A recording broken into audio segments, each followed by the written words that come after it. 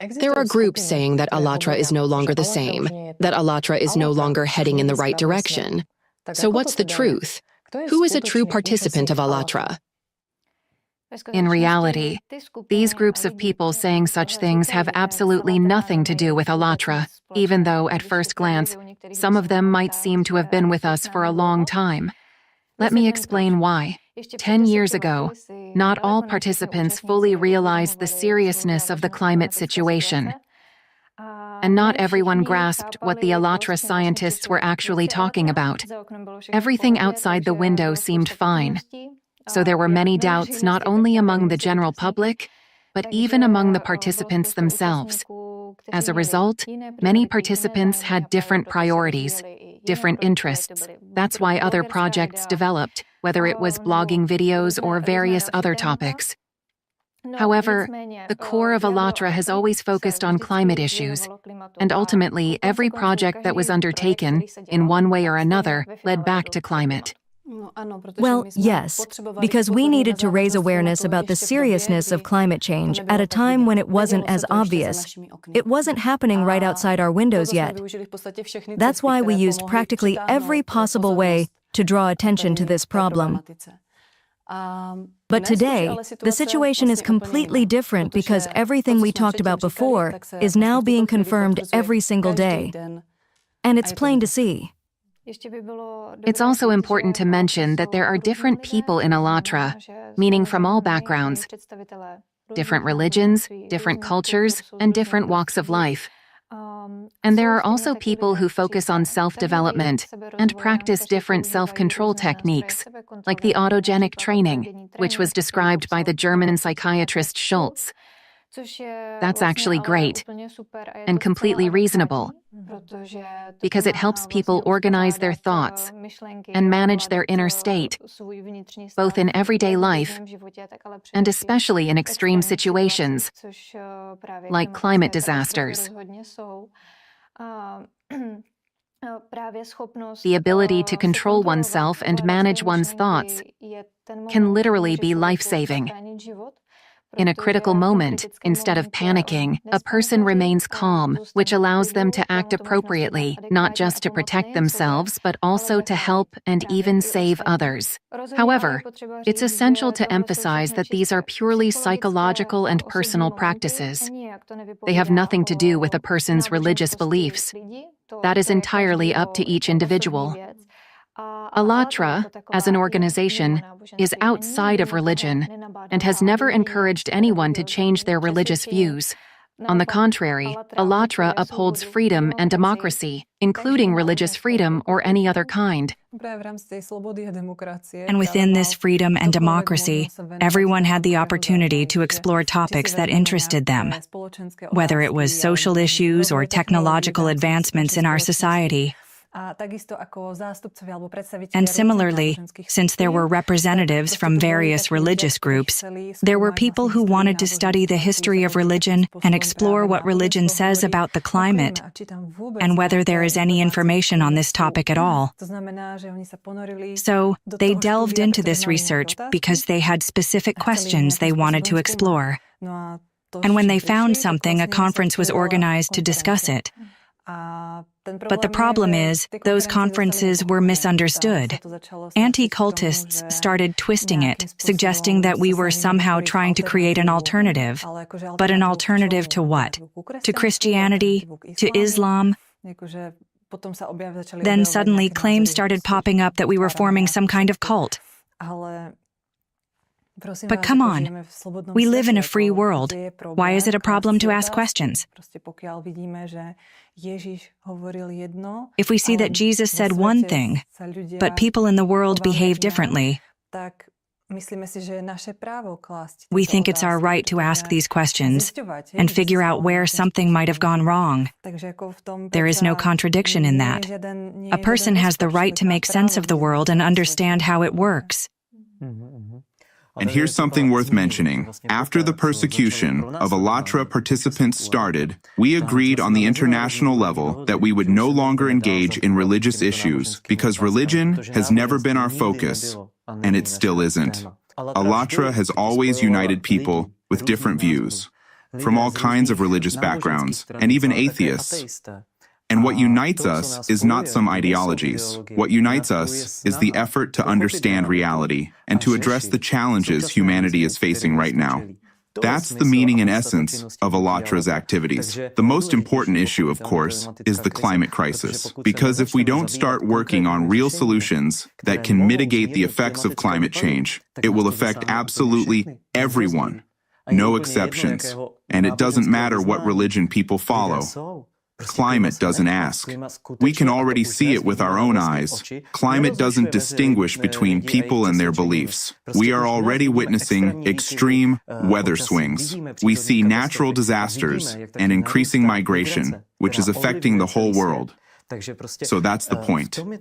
The climate. It is an issue that affects every one of us, every single person, and that's what ALLATRA is all about. It's about getting past our differences, our opinions, and focusing on finding a solution to climate progression together.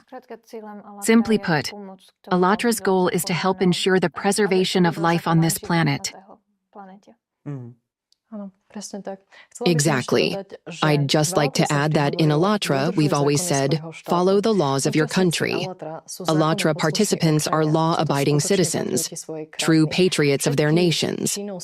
All activities and initiatives carried out within ALLATRA strictly comply with legal frameworks. ALLATRA has never broken a single law. I also want to set the record straight on politics and say it again loud and clear. ALLATRA stays out of politics because our focus is the climate. We inform people about climate change and the threats it poses to humanity, urging immediate action to address this crisis. We have never been involved in politics, let alone espionage. Yet intelligence agencies from all over the world have checked us out. We are the most thoroughly vetted organization in the world. But we've never been concerned about this because we have nothing to hide. Everything we do is out in the open, totally transparent. However, when the second phase of genocide against us began, when our rights were being denied, when people were being fired from their jobs, threatened with physical violence, dehumanized, tortured, and silenced, naturally we had to respond. So we began speaking out about this criminal terrorist organization, RACIRS, which is behind these attacks.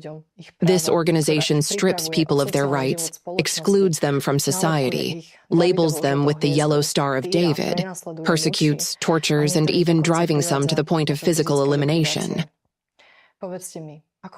So tell me, how's a person supposed to stay silent in a situation like that? We simply stood up for our rights, for the protection of our rights, because we understand that no one else will do it for us. And it's not just about our rights. We stood up for the rights of all people on this planet. That's true. And here's something really interesting. The moment we started standing up for our rights, for democracy, and for people's freedom in general, that's when these groups we've been talking about became highly active.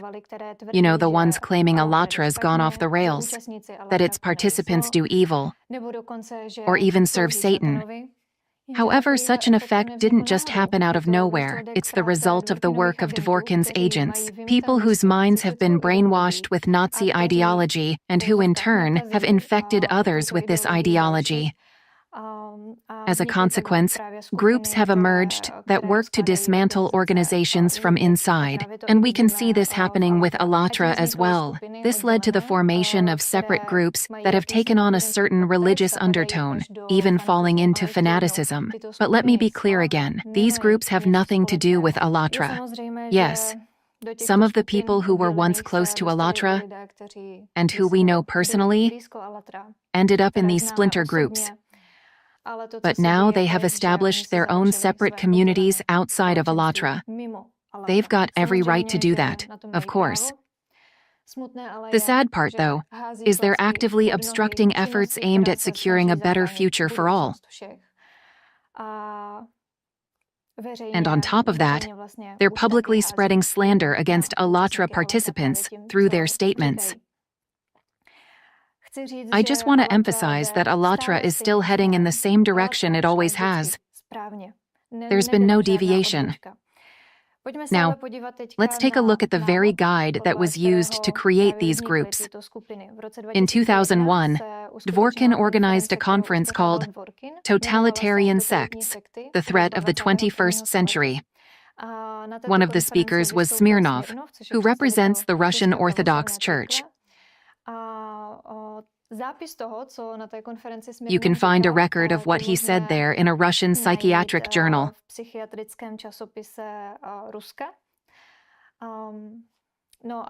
And I'd like to read an excerpt from it now.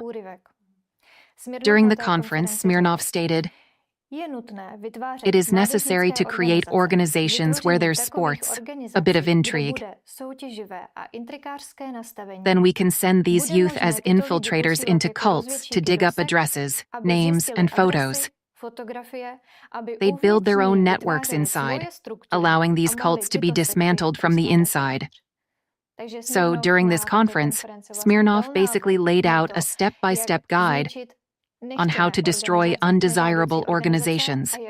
And it doesn't matter if it's a secular organization like ours or a religious one. Just think about it. It's actually a brilliant plan because in this way, Dworkin can take down any group he dislikes. If such a group is infiltrated by someone like this, an adept or recruit of this kind, people will naturally start gravitating toward him because they find it appealing in some way. They fall for that manipulation. Then it gets incredibly easy to point a finger at that group and begin to study it. All it takes is bringing in some so-called expert, a religious scholar, and then based on what this little splinter group is saying or doing, they start labeling the entire organization as a cult or some kind of apocalyptic movement, basically whatever it takes to discredit such a group.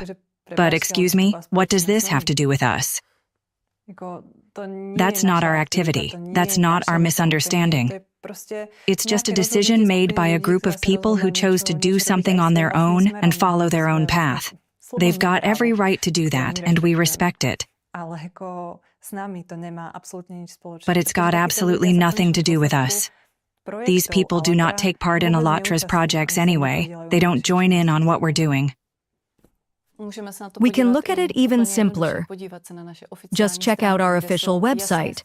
Our mission is clearly stated there, which is to study climate crisis and geodynamic issues, to initiate discussions on these topics, and to help address this truly global problem. All our activities are carried out by volunteers. This means that no one is forced to do anything. That's a fundamental point. An Allatra volunteer is someone who is committed to protecting life. There's no such thing as a formal registration to join a project or an official declaration for leaving the project. It's way easier than that. If you want to participate, you do. If you don't, you simply don't. That's it. And those who go around smearing and slandering people behind their backs, just like the anti-cultists, clearly, for some reason, have failed to understand what selfless cooperation and voluntarism truly mean. They're probably wired to think everything should be done their way, meeting their requirements and insisting that things go exactly as they want. But we are volunteers here. There are no salaries, no bonuses or rewards. Allatra doesn't own any assets, and obedience is never forced, because Allatra is, first and foremost, about freedom. So, to sum it up, Allatra has never been a closed organization with any hierarchy or mandatory membership.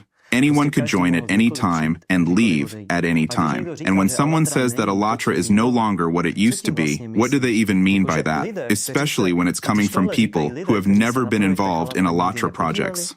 And what about those who have been in Allatra for over 10 years and are still doing the same thing, focusing on climate issues? There are so many of them, Dushan and many others. Everyone who speaks out. Are they clueless about what they've been working on all these years? And yet, those who have never been involved are the ones saying Alatra is going off track? Come on, what kind of nonsense is that? The truth is, nothing has changed in Alatra, and the proof of that is precisely the people who've been engaged in the same work for over 10 years, studying the climate. And just one more thing about freedom. Every person who wants to proactively participate in the movement's activities, they do so at their own discretion and according to their own abilities, contributing to the work that Alatra is engaged in. That's the whole point. So, if you resonate with Alatra's work, you take part in it.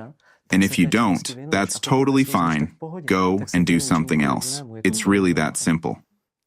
So if you don't align with the activities and goals of Alatra, then go your own way, establish your own organization, set your own rules, and enforce them as you see fit. If you wish to engage in religion, then create your own church, but leave Alatra out of it.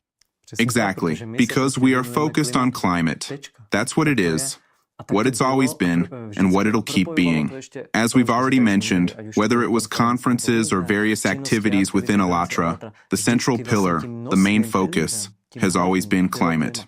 And if today, someone is publicly attacking us, twisting things, and claiming that Alatra has changed, who are they actually serving? Is this just happening by accident? No way. This is a coordinated process, and this coordinated process naturally serves the interests of the anti-cultists. That's the whole point.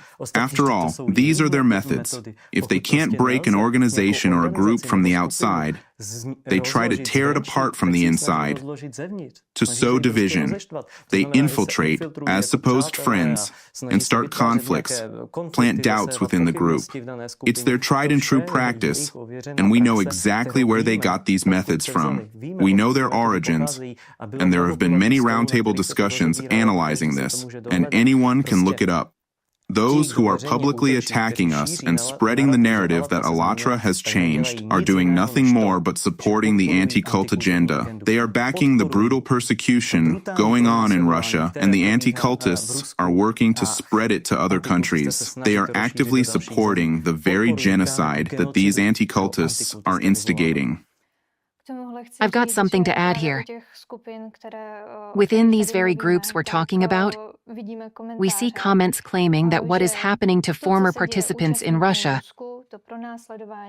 the persecution, the unjust imprisonment,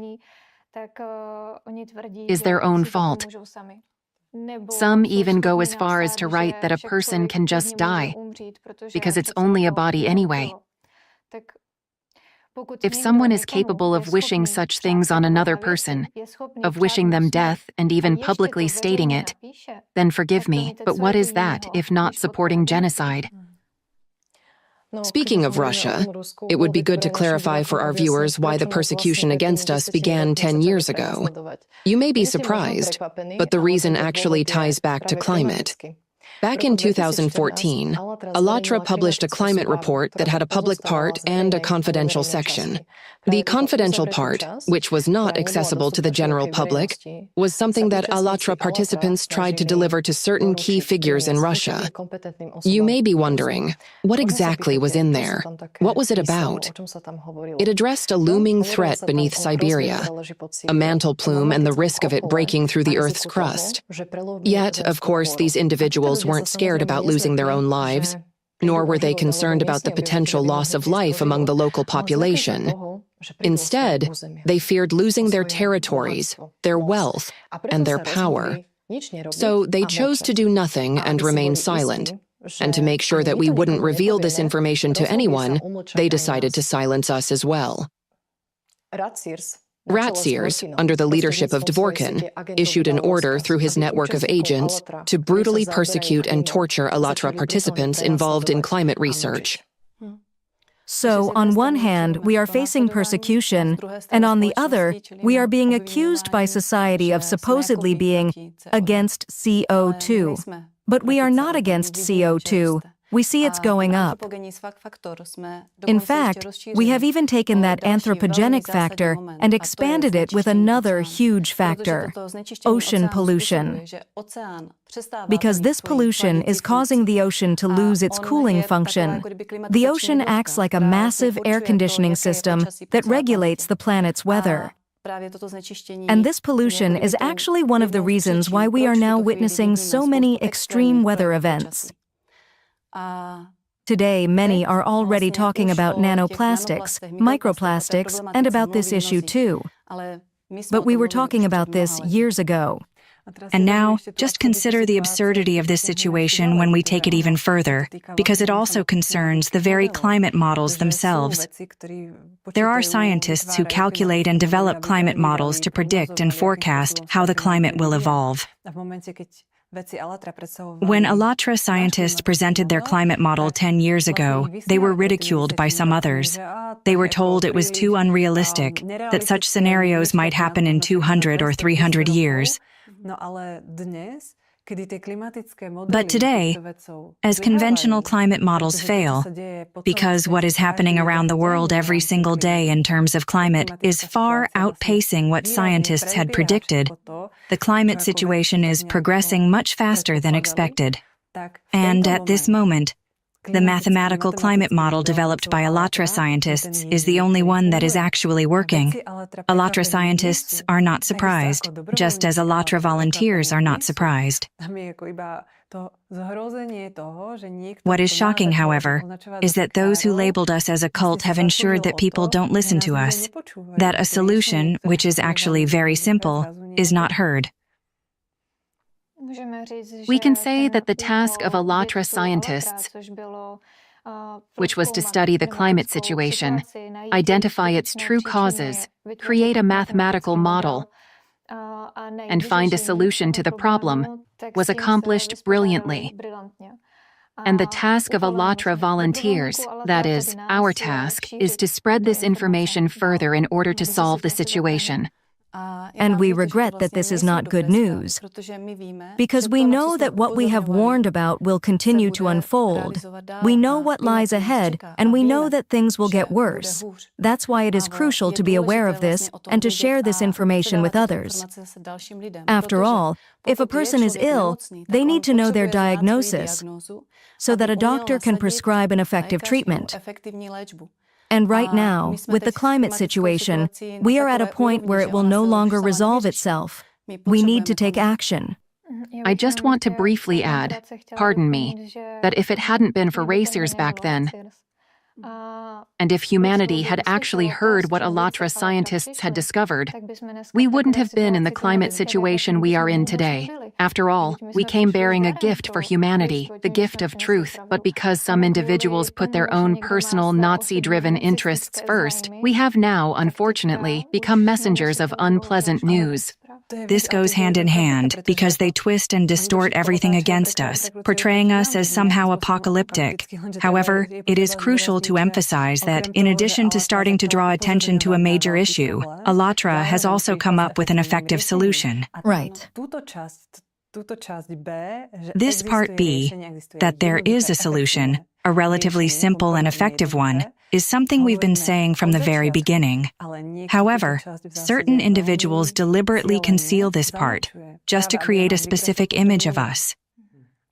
Exactly. That's the point. As was already mentioned about РАЦИРС, they started to dehumanize us simply because we are drawing attention to an imminent problem, instead of focusing on solutions.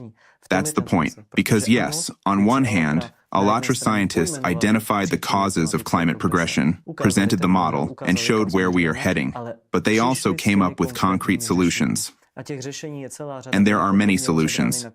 These have been thoroughly analyzed at conferences and in various materials published by ALLATRA. Dr. Egon Chalakian speaks about these solutions, and in essence, they can be divided into two key areas. The first key area is degassing, which means removing excess gases from the Earth's crust. This is a real, functional method that can already help today. And it can actually prevent the worst natural disasters, whether it's earthquakes, eruptions, and so on.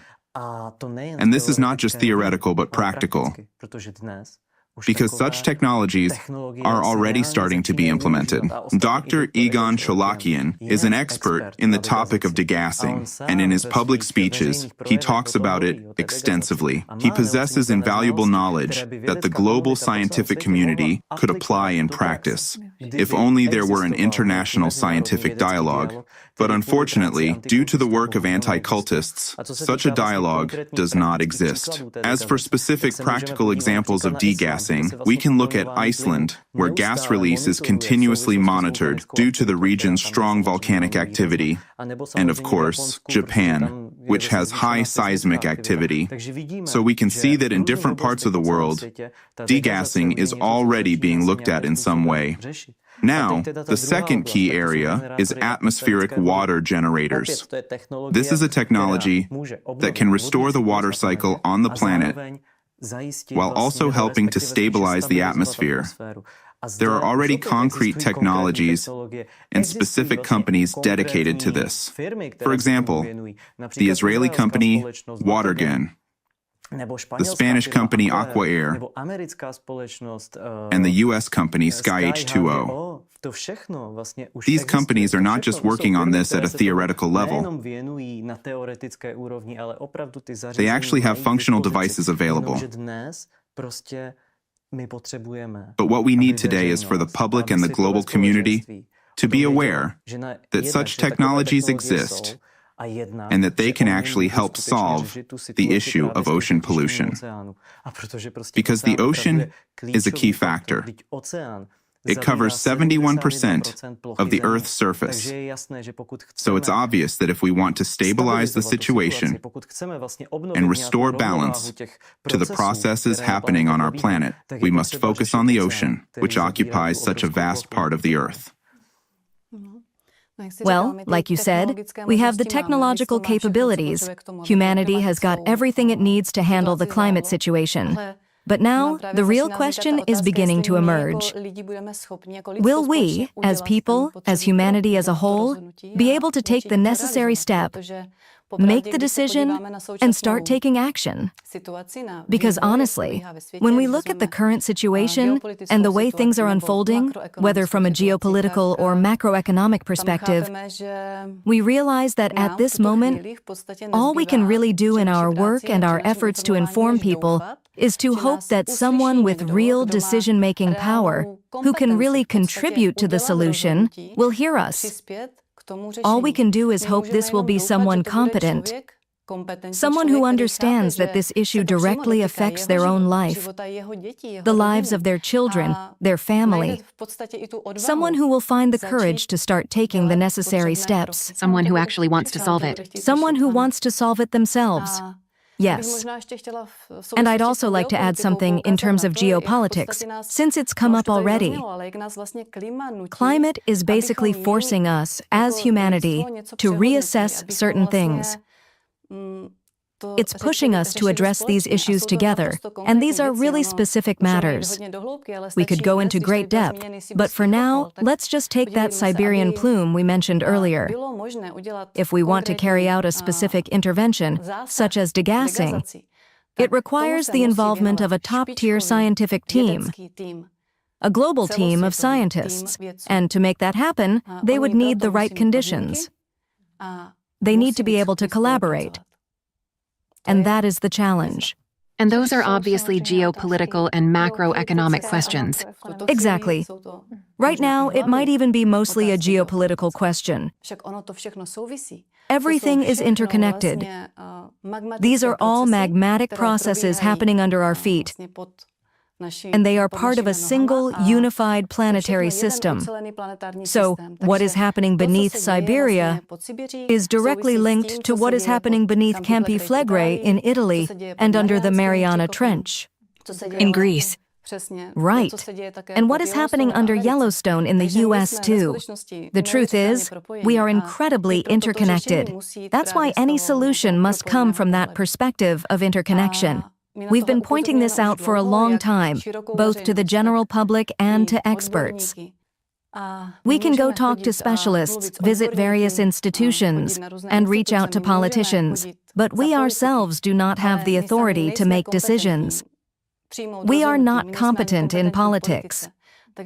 So the real changes that humanity needs to make are waiting for someone who will actually hear us. And on top of that, thinking that we could actually change something ourselves is quite naive. What could we possibly change when we've been banned in Russia? A year and a half ago, *ALLATRA was officially declared an undesirable organization in Russia. And in reality, that means our scientists haven't had access to scientific data for the past year and a half. And this means we have virtually no information about what is truly happening with the mantle plume beneath Siberia. This makes any kind of forecasting incredibly difficult. But if we look at it from another perspective, ordinary people living there can see the changes firsthand. Snow is melting from below. There's hot water in wells.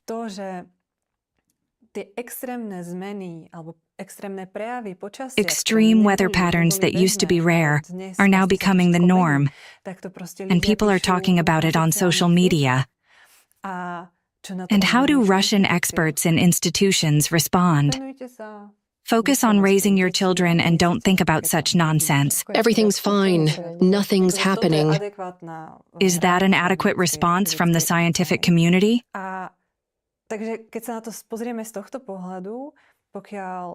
So if we look at it from this angle, we focus on climate issues, and in return, we get labeled as a cult by Dworkin's organized group, set up to dehumanize us to make sure you don't hear us.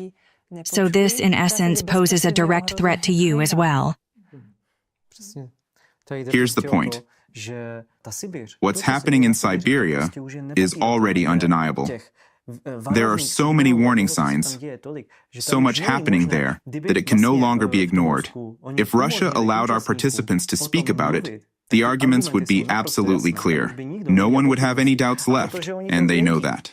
So, when it's no longer possible to refute the facts with arguments, the only option left is to silence those who are telling the truth. And that's exactly what happened. RACIRS launched the persecution precisely because they've had a clear game plan for 2 decades, and they are implementing it. Their plan's pretty straightforward. To build their global totalitarian system, not just in Russia, but all over the world. Because in Russia, everything is going according to their plan. They've basically set up this theocratic regime there, merging religion and politics into a single center of power. They twist the constitution as they please, do whatever they want, and now they are trying to spread this model worldwide. So after 2 decades of their work, they continue following their long-term agenda, and suddenly, *ALLATRA participants come along. They present a climate report, show what is happening in Siberia, piece together all the arguments, analyze all the data, and say, sorry guys, we hate to break it to you, but you're sitting on a powder keg here. That's Siberian plume. Tough luck. Your plans will not be realized. So what do they do in response? They are trying to silence us because they want to continue what they've already started. They want to build their Fourth Reich. It's that simple. And here's another piece of it. If the people in Russia learn the truth, they will obviously start leaving the territory. People will flee either toward Ukraine or anywhere else, just as far away from Siberia as possible. Why? Because based on basic calculations, it is clear that if the Siberian plume really explodes, it will destroy 70% of the territory, and this won't be a long-term process. That explosion would be like a nuclear detonation. It would instantly wipe out the entire region. And this withdrawal from Siberia is quite telling, because it's pretty well known that Russia had been working on this ambitious development plan for the whole Siberian region. The plan was to build large, high-tech industrial cities with populations of up to 1 million people. This project was officially presented by the Russian Minister of Defense in 2021. In fact, this grand, ambitious initiative was even introduced to the president, who at a certain point approved it. Because, let's be honest, Siberia is a strategically prospective region. It's got massive mineral wealth, all kinds of resources, plus huge reserves of the planet's drinking water. This makes it a critical asset for Russia, and they had been developing this plan for over a decade. Exactly. But then, in January 2023, the Russian government pulled a move that totally shocked and bewildered many people. They approved a new development strategy and declared that Siberia was no longer of interest to them. That region was now deemed no longer promising. Does that sound like a logical statement to you? Think about it. Siberia, the pride of Russia, the very heart of the country. As already mentioned, it holds vast reserves of natural resources. And on top of that, they had been working on this project for over a decade, investing massive amounts of money, time, and hope into it. And then, suddenly, with the snap of a finger, they decide that it's no longer important to them. Why do you think they're pulling their investments out? They are shifting their investments and plans as far away from Siberia as they can, either toward China or to the Arctic.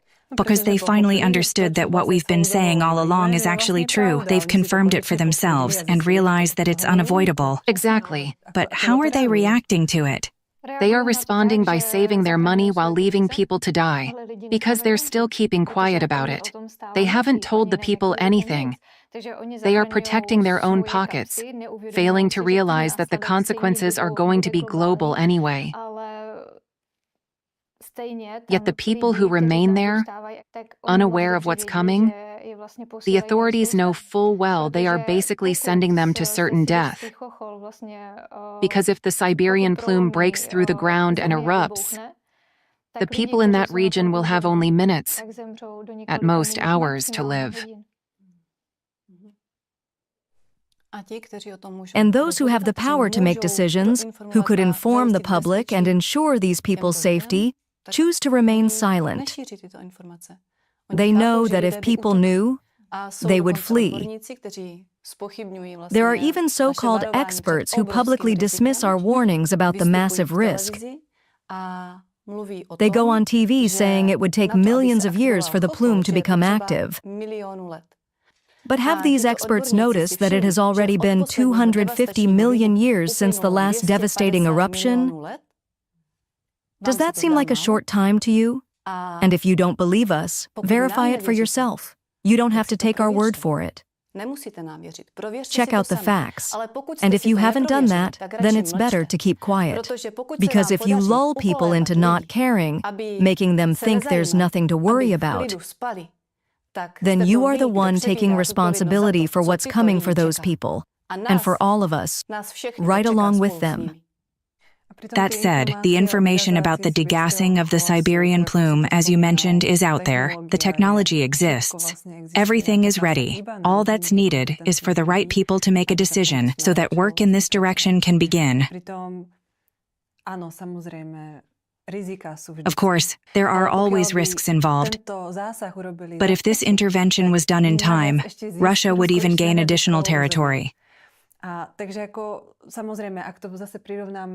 If we compare it to the medical situation, sure, there's always a risk before surgery. No surgeon can ever guarantee that an operation will go 100% smoothly. But we have a diagnosis, and surgery is needed. So, are we just going to wait until the patient dies? And again, if they had listened to us 10 years ago and carried out degassing, but the anti-cultists didn't want to hear us. They had their own plans, and they made sure no one else heard us either, like we've said before. How did they do that? Through the media. That's why articles started coming out saying we're a cult, that we're dangerous, insane, and so on. So what can we say about such media? Either they've also been brainwashed by Dworkin's Nazi ideology, or they're just in it for the money. Because if that weren't the case, they'd be able to look at things from a broader perspective. They would at least verify the information, check whether it's true, or just a pack of lies. But instead, they just blindly spread the filth that Dworkin dictated to them without any real investigation. And the funny thing is that Dvorkin dictated this nonsense 10 years ago, and nothing's changed since then.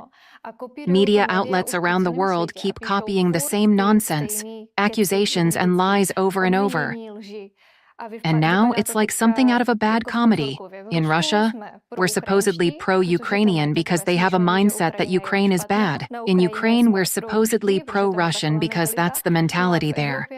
While in Europe and elsewhere, we're either pro-Russian or pro-American, depending on which media outlet is publishing it and what kind of readers they're targeting. There's no evidence behind any of it. It's just a bunch of emotional mess to provoke reactions in people, because to manipulate someone, you need emotions. There's absolutely nothing new about this tactic. And what's even more interesting is that all these media outlets, even internationally, start publishing these articles at the exact same time. So it's crystal clear this whole thing is a coordinated effort set in motion by Dvorkin. And why did they label us a cult in the first place? To dehumanize us, discredit us, silence us, and make sure people don't believe us, so they never learn the truth about the climate. But here's the thing. The only group that actually fits all the criteria of a sect is Dvorkin's own. And we didn't make that up. There was talk about the clear signs of his cult-like behavior back when he started creating RACIRS. Lots of media outlets reported on it, and not just once. A well-respected Russian lawyer and doctor of law, Anatoly Pshelintsev, has also expressed a similar opinion. Even people who used to work with him have talked about it too. Exactly. You see, it's very easy to start dehumanizing someone to make people stop listening to them. Let me explain it with a simple example. Picture a doctor and a patient. The doctor diagnoses the patient with a terrifying, serious illness, but he also offers a path to recovery, a way to get better. But here's the problem. That doctor is immediately labeled a fraud, a lunatic, an idiot. And the patient is told, "Oh, don't listen to that quack. Just live your life, you're fine. Nothing is going to happen to you."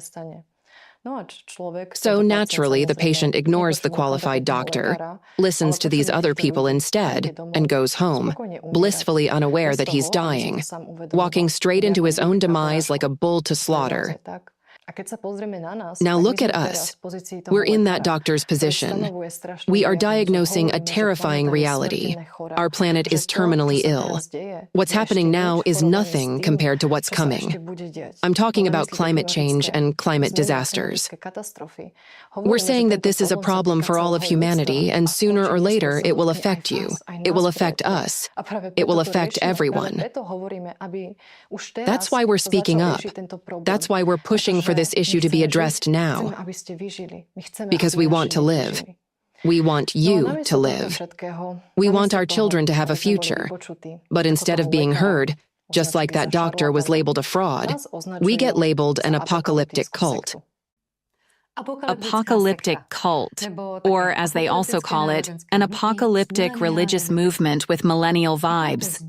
How does that sound to you? To most people, it sounds about as appealing as spit on the sidewalk, something you'd rather steer clear. See how easy it is to trample years of someone's hard work. All it takes are 2 words. It doesn't matter how much time lots of people spent collecting data, conducting deep research, running their own analyses, and carefully developing new ideas and hypotheses based on their findings. It doesn't matter how much effort, attention, skill, and experience they poured into sharing those discoveries. It's all in vain. Picture a tall stack of papers, dense with expert articles, charts, calculations, and analyses. Then suddenly, some hired expert slaps a big red stamp on the top sheet. Apocalyptic cult. This so-called expert who's got that stamp either cares only about their wallet, or what might be even worse, is so fanatically convinced that you are the enemy and people need to be warned about you.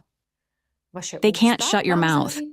So instead, they try to plug the ears of those you're trying to reach, those you're trying to share critical life-saving findings with. Your hard-earned, well-reasoned hypotheses are dismissed by this so-called expert who doesn't even bother to dig into them and calls them nonsense and disinformation. No matter how solid your conclusions are, these fake experts turn your path into a thorny, uphill battle. On top of everything else you're doing, you now have to find other ways forward and rely on the understanding of those who aren't afraid to think for themselves, people who haven't let their ears be sealed shut by the wax of fear disguised as prejudice. And we're grateful for every single one of them. There are a lot of them out there, and that is great. And look at how absurd this situation is. Here we have the Allatra movement that focuses on climate change.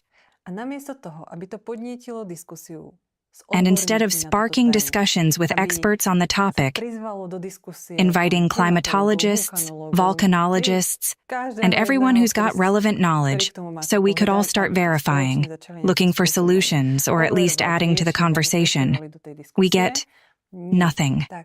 Instead, they drag in some religious studies guy to start saying, this is an apocalyptic movement, these are cultists. What is that if not a personal attack? If you don't have any real arguments, it's better to just stay quiet.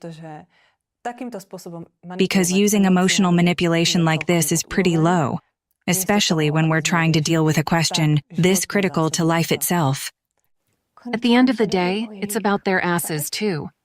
The real issue here is that science can't move forward if scientists refuse to consider all the facts, all the data, all perspectives, all the figures. It just doesn't work. If scientists only look at things from one angle while ignoring other possible causes, that's not science anymore. It's ideology.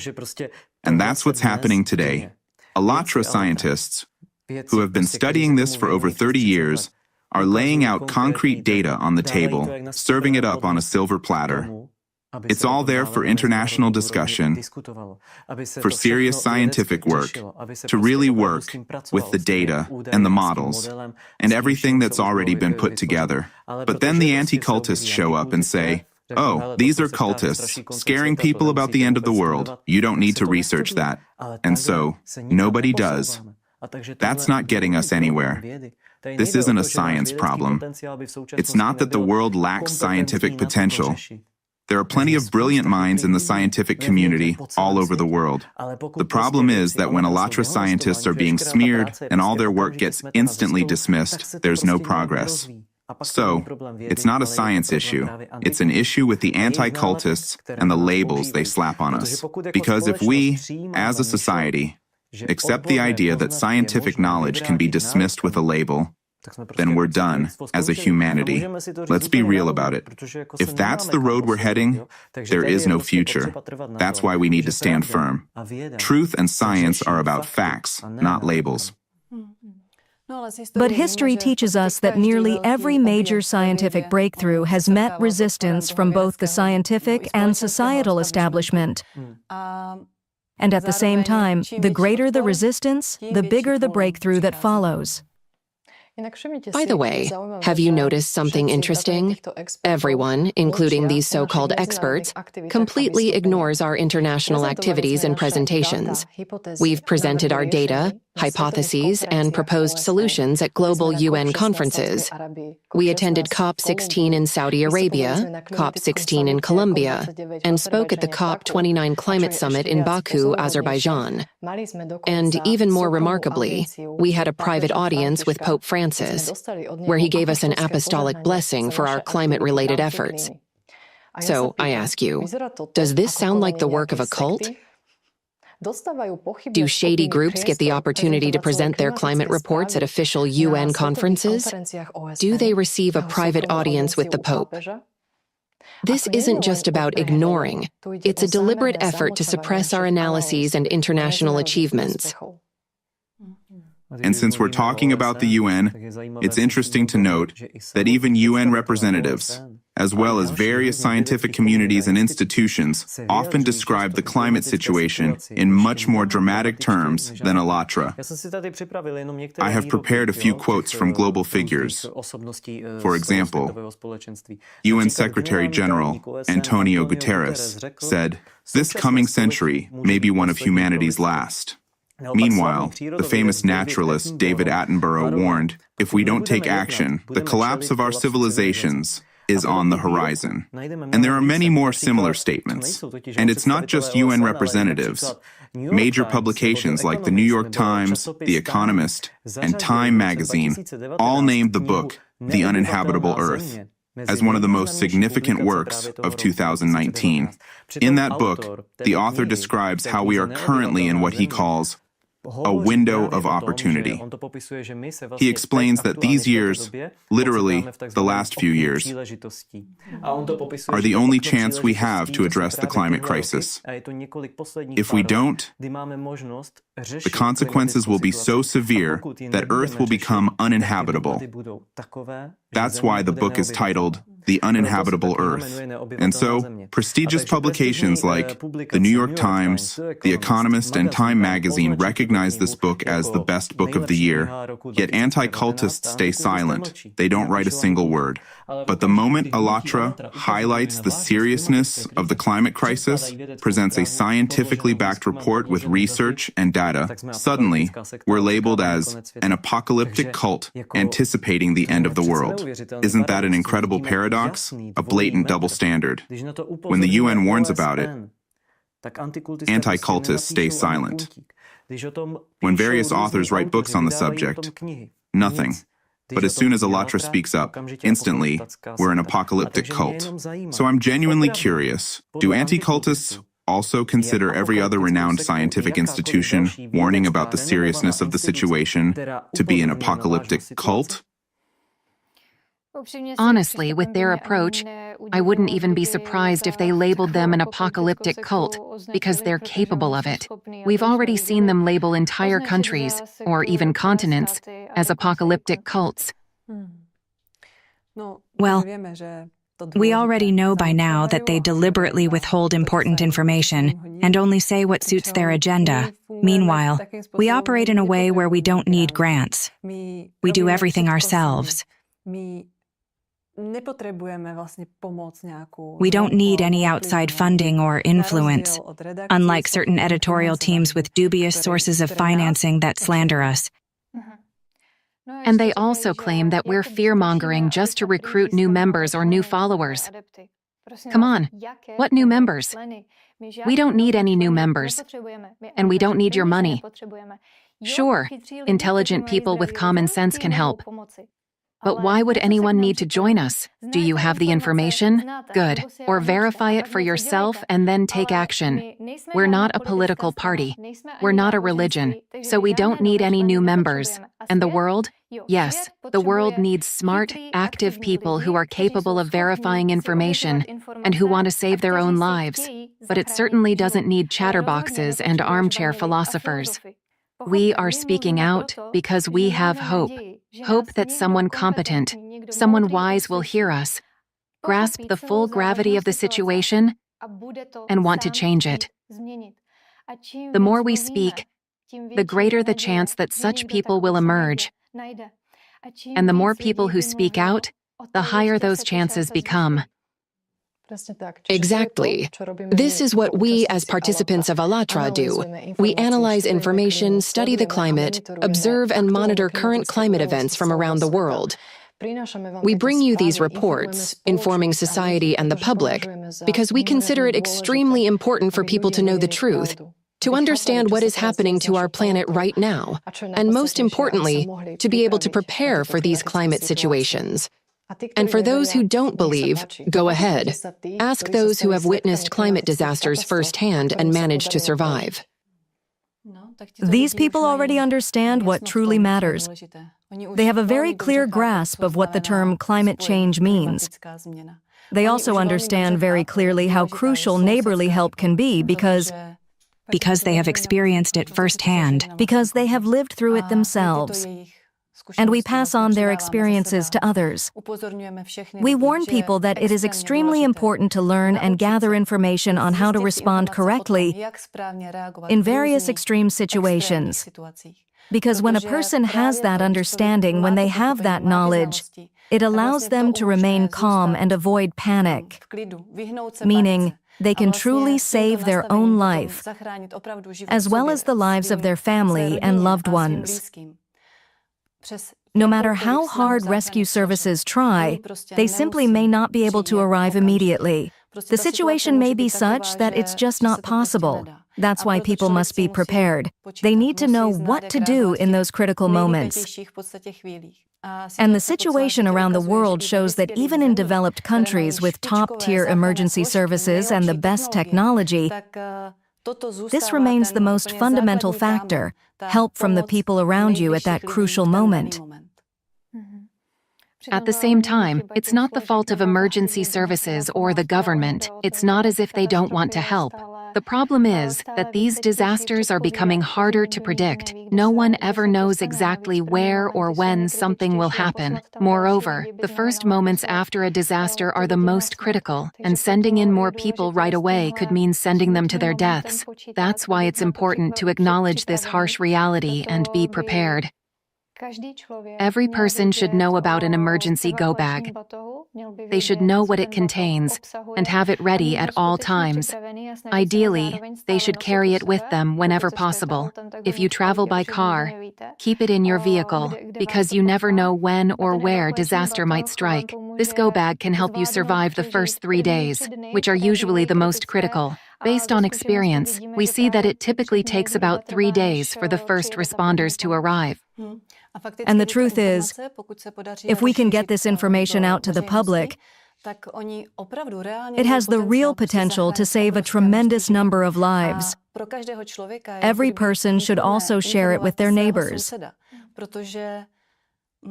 Because in a crisis, that neighbor might be the one who ends up saving you or your children.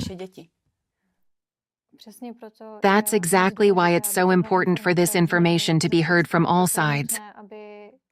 Climate issues must become the #1 topic all around the world. It's crucial for politicians to hear this as well, because they are the ones who have the authority to implement changes that could save our lives. You see, without public demand, without people actively pushing for action, we end up in these ridiculous situations. Imagine this. We go to someone in a position of authority, explain the situation to them, and they respond, "Well, to solve your problem, you need to do this and that." And then they send you off to talk to someone else. Our problem? Seriously, what our problem? Don't you live on this planet too? We're talking about a global issue that affects all of humanity and must be solved globally. This is about the survival of every single one of us. Does it not concern you? Does it not concern your children, your family? We need to realize that ALLATRA consists of volunteers who are spreading information about what is truly happening and proposing possible solutions. But none of us individually have the power to solve this crisis alone. So when people comment on social media saying, "Well, go and fix it. All you do is talk," that's completely missing the point, because we are simply informing you about something that also affects you as well. You need to understand that.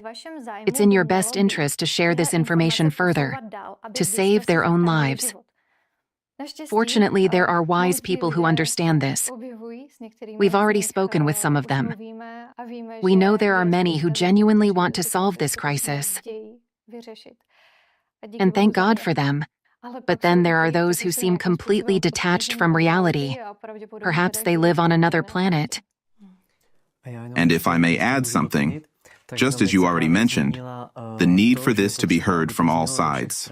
I was really impressed that on February 20th, an article was published on aktualne.cz titled, "Something is happening in the Earth's core. The North Magnetic Pole is accelerating its movement." And the point here is that if journalists, media outlets, and different publications wrote more articles like this, if this information truly echoed from all sides, if people were aware of what is happening to the planet, then we could actually solve this issue incredibly fast. It all boils down to a simple question. Is society addressing this problem or ignoring it? Is there a dialogue happening or not? Is this information making it into the media, or is it just being replaced by mindless ramblings of anti-cultists claiming that some cultists are fear-mongering about the end of the world? So really, when even Aktualny news portal wrote about it, or for example, even Seznam Spravi published an article on February 11th stating, "Scientists described how the edges of the Earth's inner core are deforming by up to 100 meters in some areas. These changes may be related to fluid movement in the outer core." Then we can see that the information is out there. It's just not reaching the people. It's simply not being discussed on a societal level. And if it's not being discussed, then we have no choice but to prepare our emergency go bags, something we need to do regardless. But it would be so much better if real action were taken, so that maybe we wouldn't even have to use them, so that we could slow down this climate progression. So next time you hear or read an article, watch a news report referencing so-called religious studies experts, or come across some influencer video discussing our movement, *Allatra, without addressing the climate situation or providing any relevant information about what we actually do.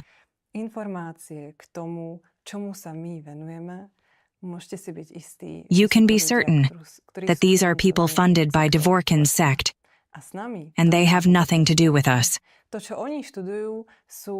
What they study are certain subversive groups that they themselves create and then attempt to infiltrate us with, trying to destroy us one way or another.